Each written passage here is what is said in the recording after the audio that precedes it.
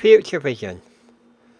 Waymap, presented by Ethan Brooks of Waymap on the 28th of July 2022. Future Vision is a series of technology events aimed at people living with sight loss. Future Vision is a collaborative project between 6 local independent sight societies. Sight Advice South Lakes in Cumbria, My Sight Notts in Nottingham, Sight Airedale in the Airedale area of North and West Yorkshire, Support for Sight in Mid and West Essex, Sutton Vision in the London Borough of Sutton, and Outlookers in Huddersfield, West Yorkshire.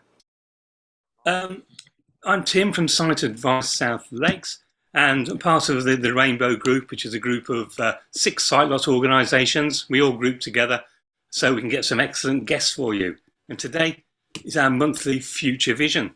This is a technology session, and we're really pleased to say we got Ethan from Waymap, and this is an excellent mapping system, shall we say, which is one of the best in the world of its type, I would say. And I'm sure Ethan will agree with us.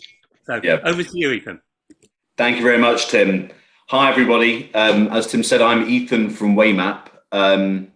We're based in London. I'm based in London, but we have staff across the whole of the UK and in North America as well. So what Waymap have created is a navigation app that works indoors and outdoors, designed primarily for persons with vision loss. What we have is a new piece of location technology that allows us to deliver navigation instructions without constant connection to signal. And that means that we can give a navigation experience indoors and outdoors where you can be confident that we're not going to lose you if you lose signal. I can go into a bit more detail in the Q&A afterwards if people have questions about how we accomplish that. But for now, I'll just talk about a bit about what we're trying to achieve. So my main approach is to try and engage big cities or medium-sized cities in a conversation about how we can make our product available across that city. So our ambition is normally to cover the entirety of a city's railway system or underground railway system and its buses, so that then we're enabling door-to-door navigation across an entire city, and then being able to go beyond the front door with any building that we can sell our system to, which would mean that the value of them installing the Waymap system in their building is hugely increased by the fact that we've already covered the city. And so our aim is to make it possible for you to have one app to navigate you step by step, right from your front door, right way through to the place in the building you're trying to get to, sort of ending that trickiness of that transition between outdoors to indoors, and giving people the independence not to need to ask to be guided when they get somewhere, or not to be guided all the way there, making it possible for that seamless, independent journey. And what we're offering throughout that journey is a highly accurate step-by-step and turn-by-turn guidance. So you're receiving meter-accurate turn-by-turn instructions in a much more specific and verbose way compared to how you'd experience with an app like Citymapper or Google Maps, because we're delivering that accuracy tailored to people with sight loss. In terms of where we came from as a company, we're a few years old now, but the project's been going on a lot longer. We began as part of the Royal Society for Blind Children, based in London and the southeast of England. And from that, we began studying and learning and experimenting with the best ways to guide blind people indoors and outdoors. What we realized pretty quickly in the middle of the last decade was that the standard technologies that were available to locate people weren't quite working. GPS wasn't going to cut it because it goes haywire when you go indoors. Bluetooth beacons aren't accurate enough. They're very high maintenance to replace, but also it's not practical to install them everywhere in advance. You're not going to cover an entire city streetscape and every indoor space with Bluetooth beacons. And also we found that QR codes stuck on walls meant that users had to wander around with a phone out in front of them, constantly unable to use their primary mobility aid like the long cane or guide dog. But that really put us back to the drawing board, and we had to think long and hard and look far and wide to find the technology that we needed. And that's what we found. We found this ability to locate someone as they walk around indoors without that constant connectivity. And that's where Waymap came from, really enabled by the combination of all the experience that we had as a team, learning about how to give people instructions as they move around indoors and what sorts of instructions work best, but also that coinciding with the advancement in smartphones that a lot of us carry around with us now, whether they've got to a point that they can provide that location information if you have the right software and technology behind it. I saw one question that popped up there about airports. Absolutely, we'd love to do an airport. It's all about bandwidth and what we have time to do at the moment. Our big project is, like I said, across cities, and a good 3/4 of our time and energy as a company is focused on doing our first city, which is Washington DC, in the US. So we're covering all of the metro stations that's their tube, and all the bus stops too, to provide that citywide experience. That's what we're aiming to do there.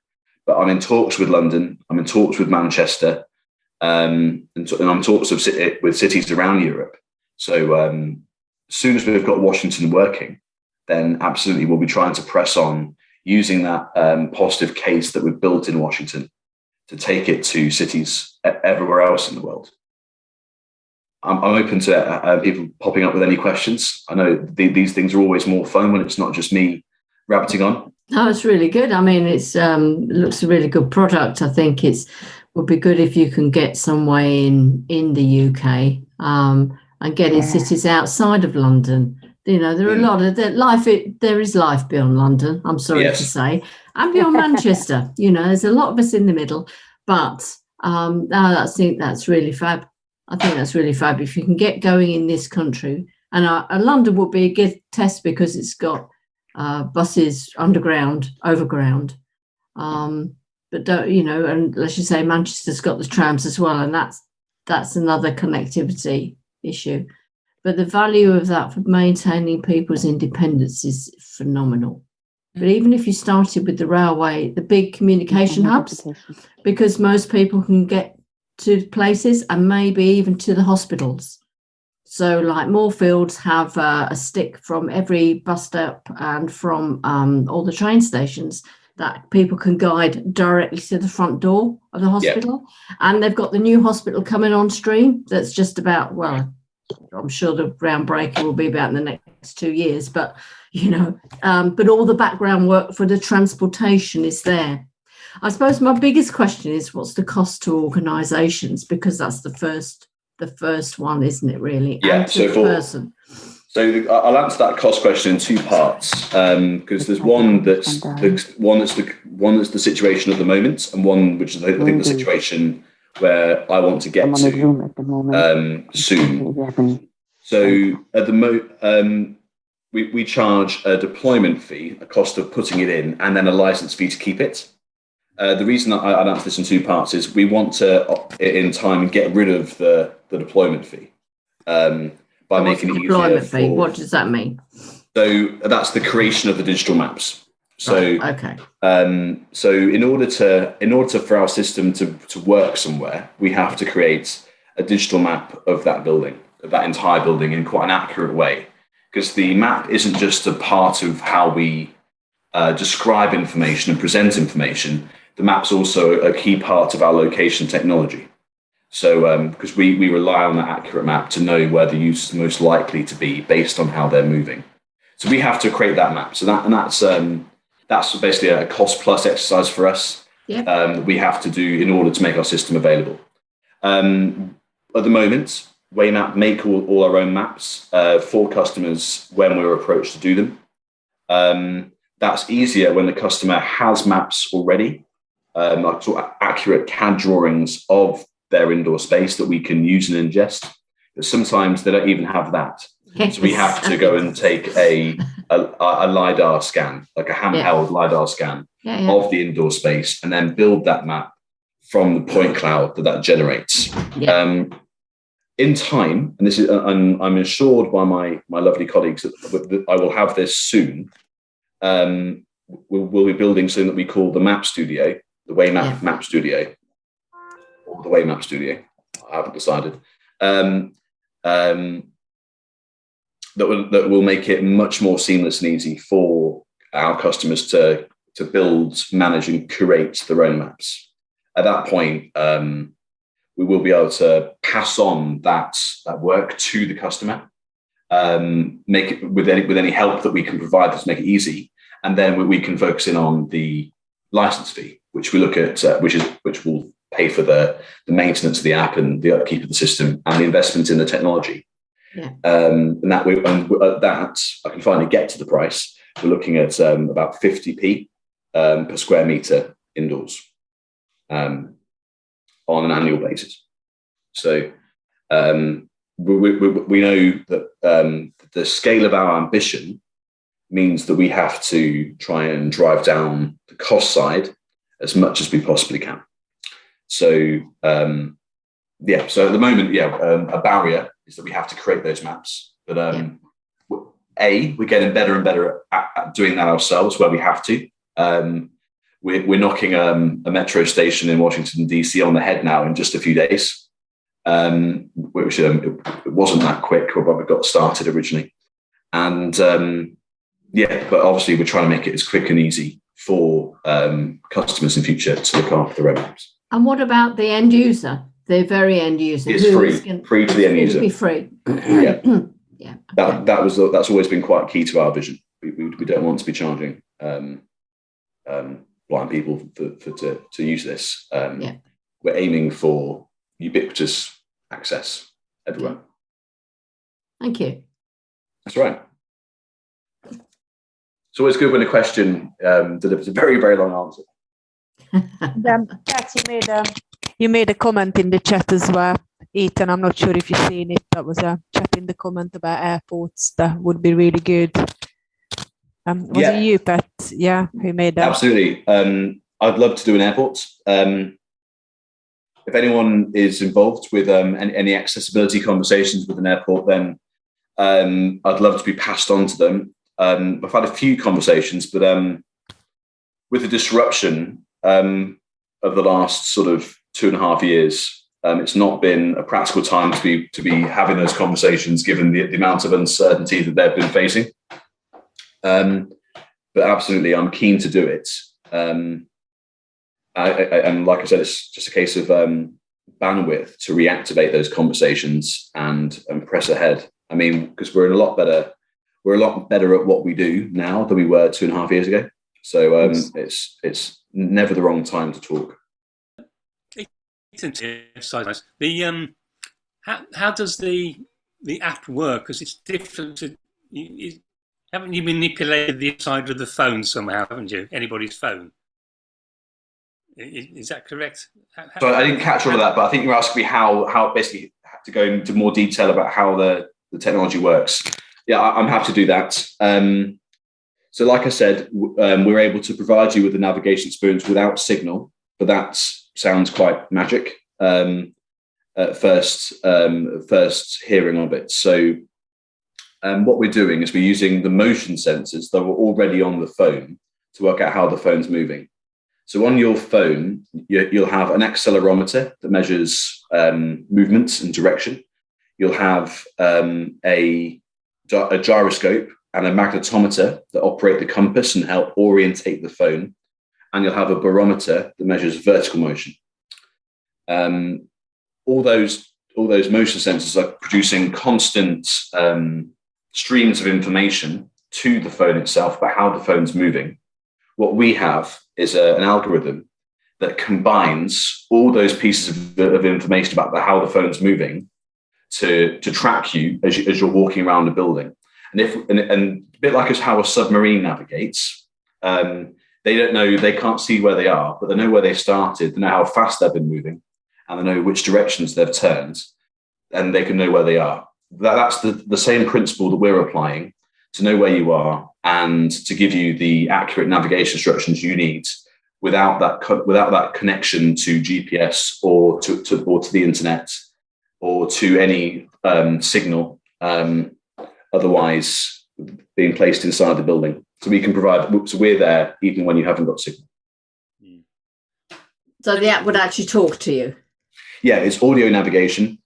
So having either one earphone in or using some bone conducting headphones, so you don't occlude all of the other ambient noise.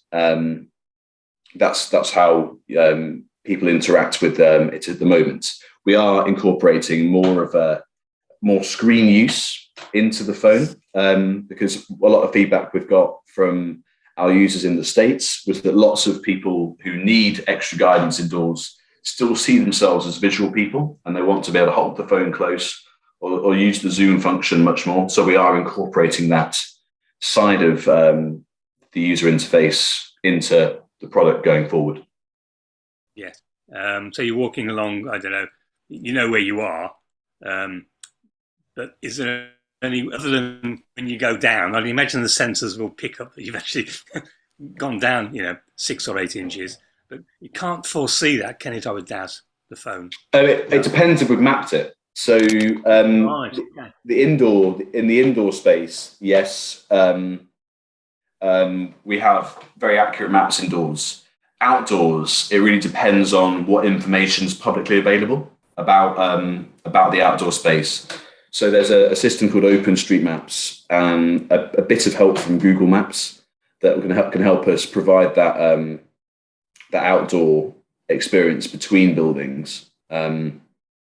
We can do that, and we add a bit more detail in around things like bus stops, just to help people interact with that space a bit better. But yeah, it depends on how much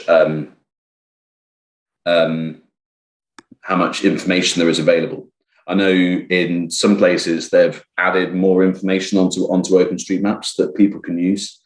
But that really does vary place to place. And as you said, we can see on the information when someone does something like step off a curb, but we can't predict that they're going to, as it were, or we can know they're headed. We can know they're headed that way, but we're predicting your current location based off your last step. So we don't know truly what your next step's going to be. We're just predicting where you are based on where you're most likely to have gone from your last step. But that's okay there, because some of these type of similar-ish technologies, you're within 4, 5 or 6 meters, aren't you? Whereas with yours, you're actually, where you are is where you are. Yeah. Yeah. So you're not near or approximate, you actually are where you are. So if you're outside Boots, you're not near Boots, the chemist, you're actually outside it, because that's what your information's telling you. Yeah, we're going for a much higher level of accuracy than you'd get from GPS or similar.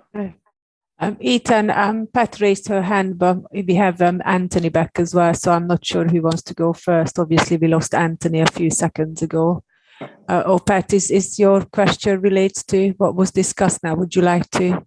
I just wanted to ask, is you're going to take it from the outside of the building so that the person with the visual impairment actually knows they're at the door and it'll pick it up. They don't have to get, or would they have to get through the front door of the facility, the building, to actually know where they are? So if you take an airport, there's often, and I can think straight away because I'm a Birmingham person, it's a Birmingham airport, there's an arrivals and a departures door.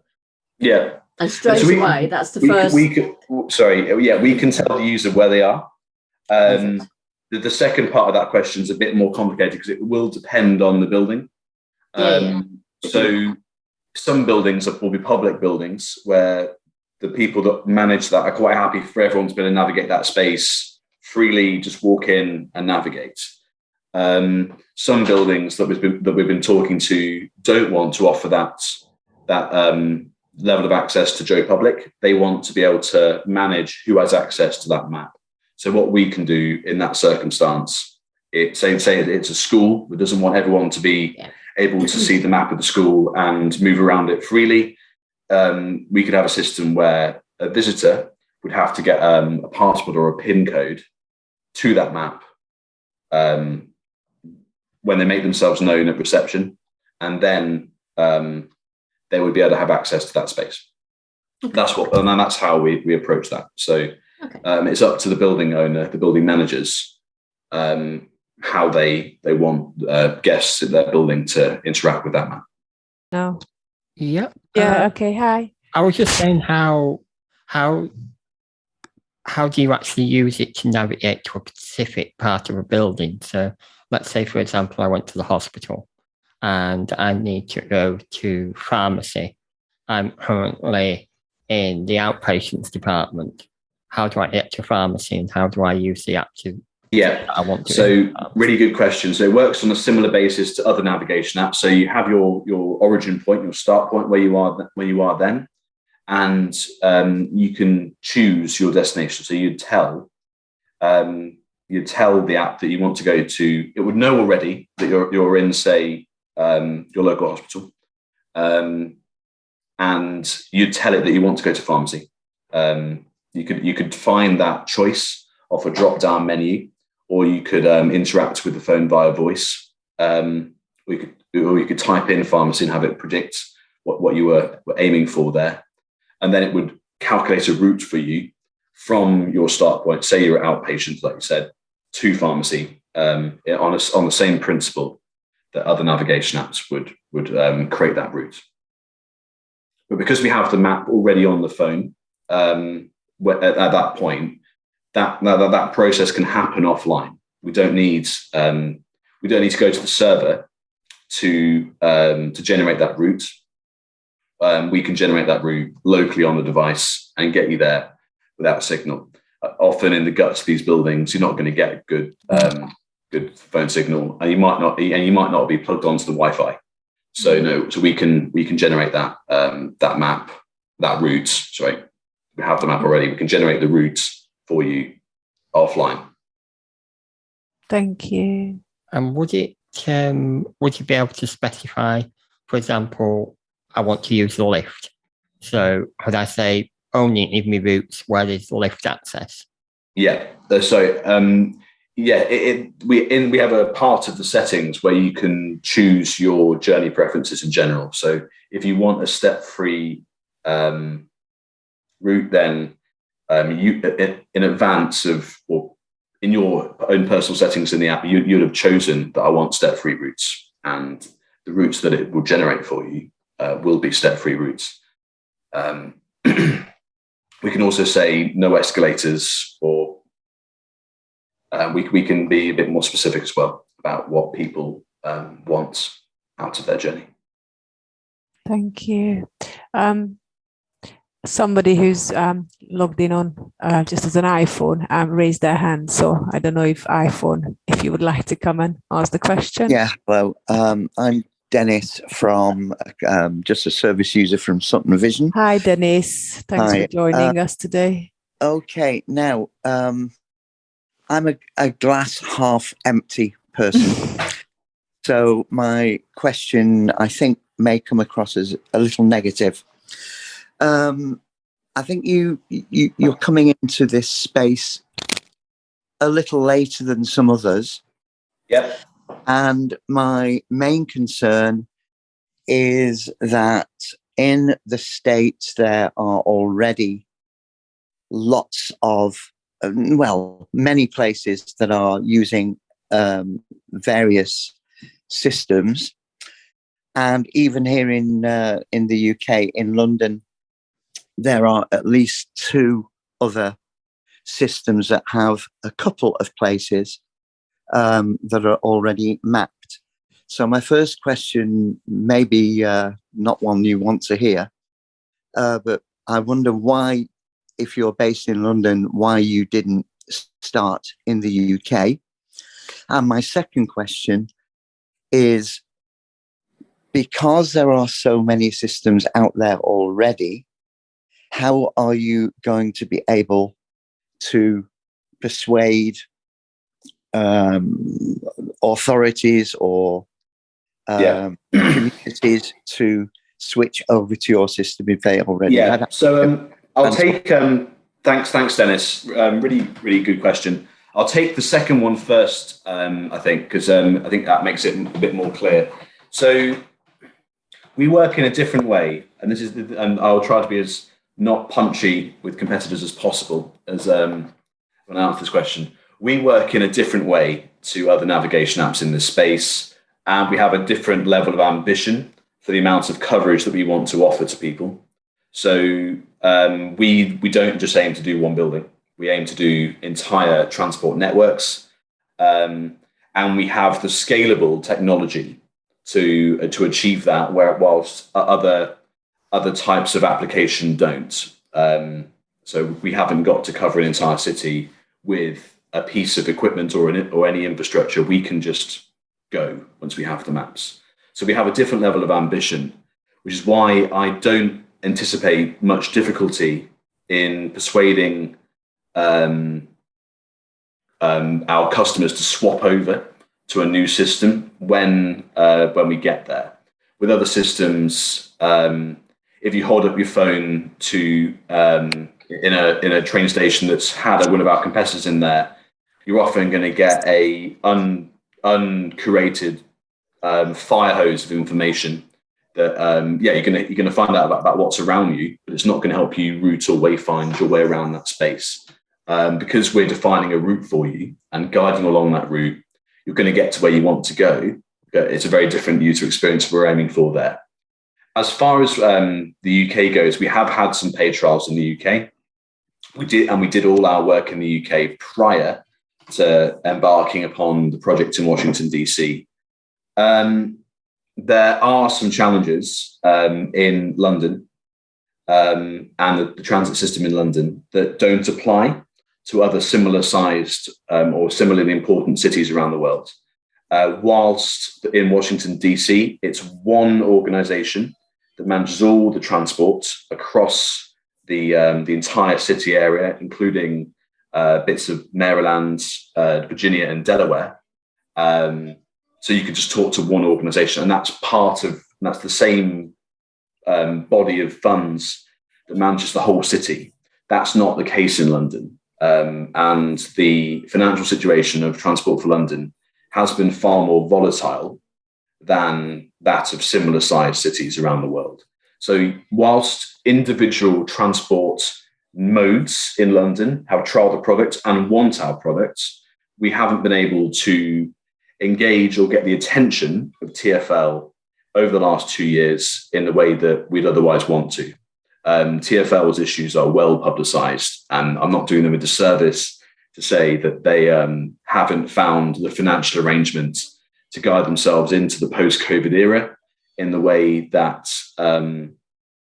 that they're going to want to. They're going to have to find an agreement with HMG on their own terms as part of that. Once they do, and once we have the working example in Washington, DC up and running, I expect to be able to make that case for investment in our system across the roughly 350 stations that there are in London. Hopefully that makes sense. But that's very good. I'm just wondering if there is any way, as users, obviously not for the transport system, but I'm thinking of buildings, councils, that we as prospective end users can sort of help advocate, because one of the problems I've found with other systems and other visual interpreting services, if you like, is it's very difficult to get information you've mentioned one cost factor, and I must say you're the first person that has ever actually given any figures for what it would, that I've been in contact with, for how much it would cost the customer, the business, if you like, to purchase your system. Is there any way that we can either keep up to date with, but more importantly, perhaps try to advocate? Because as somebody said right at the beginning, not everybody lives in London. What about Preston? What about I don't know, Merseyside, Liverpool, wherever? How is that going to go forward? Yeah, no. So that question you had about advocating for people to put systems in, whether it's us or another system, is absolutely a really important thing that people do. We're looking for new things to do. If I sound London centric, I apologise. I live in London, and I'm a councillor in London. Yeah. So do I at the moment.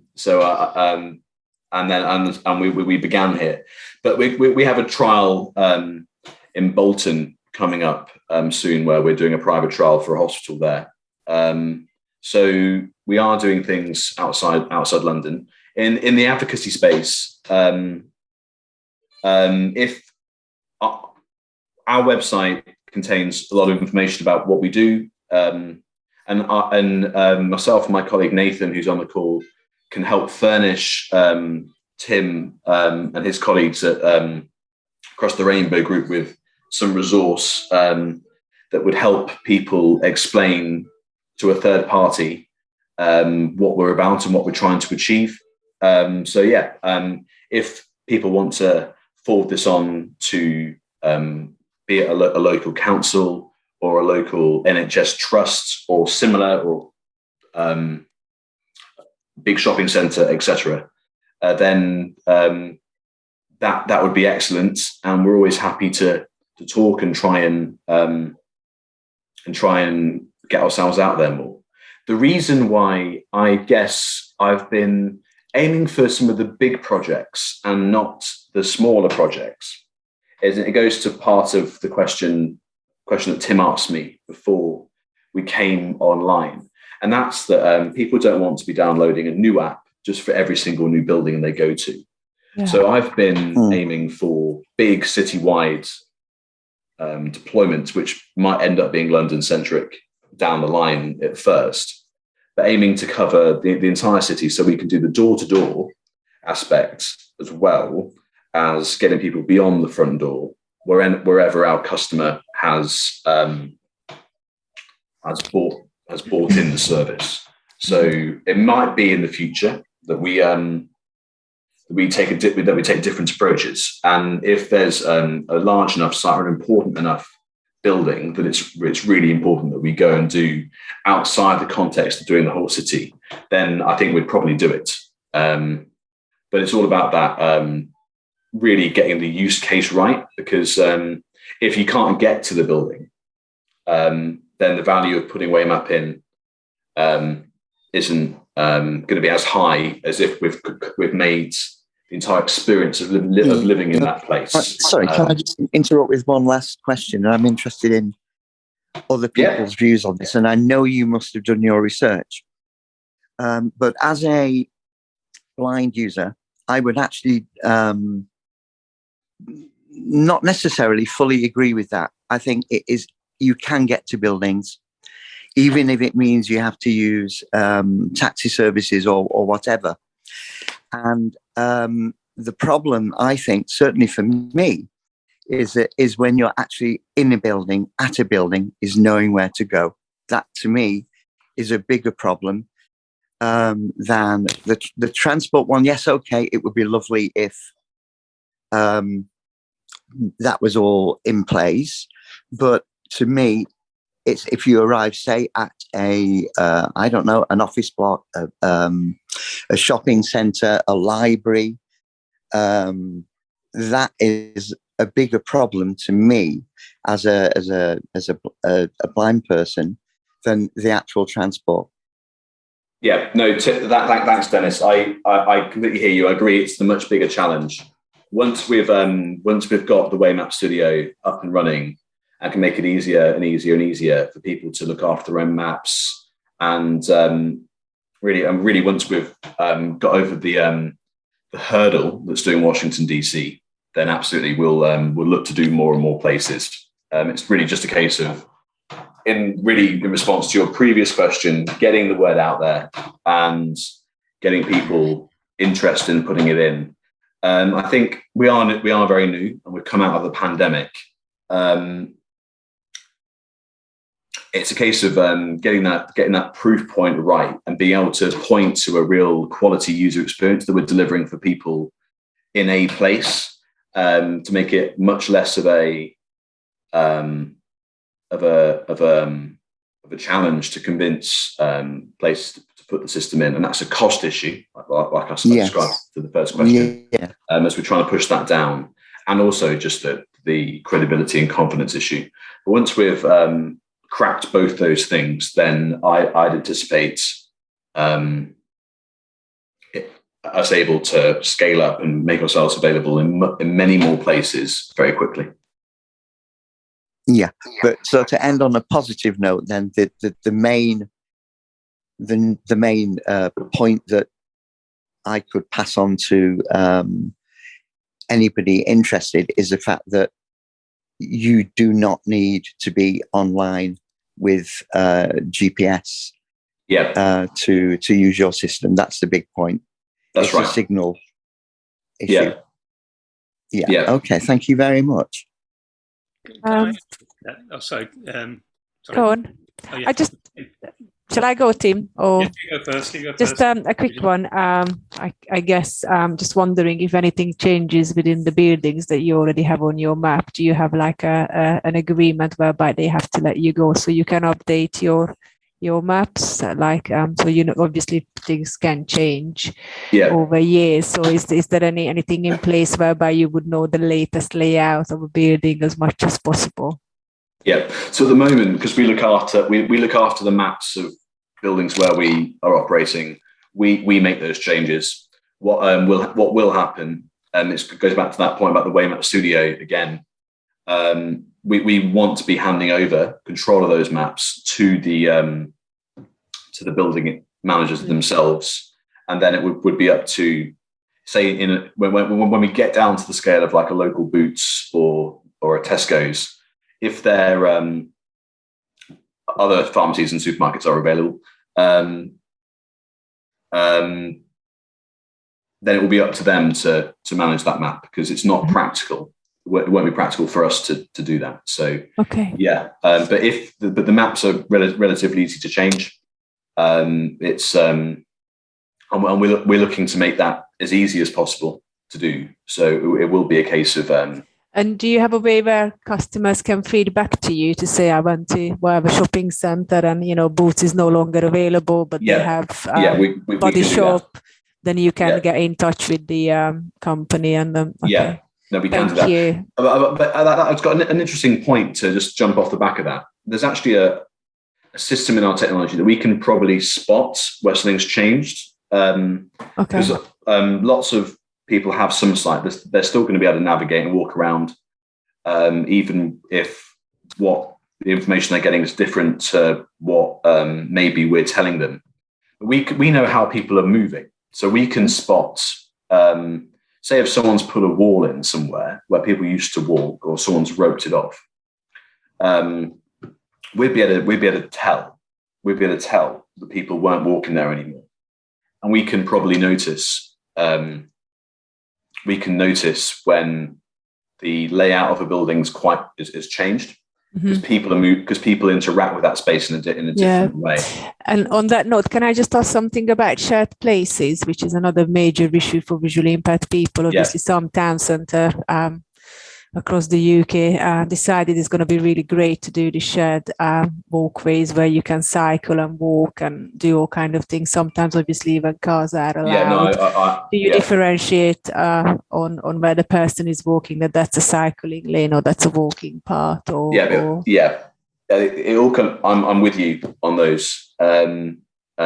My boss Tom was part of the big fights with Kensington and Chelsea Council going back when they did the museum quarter in London.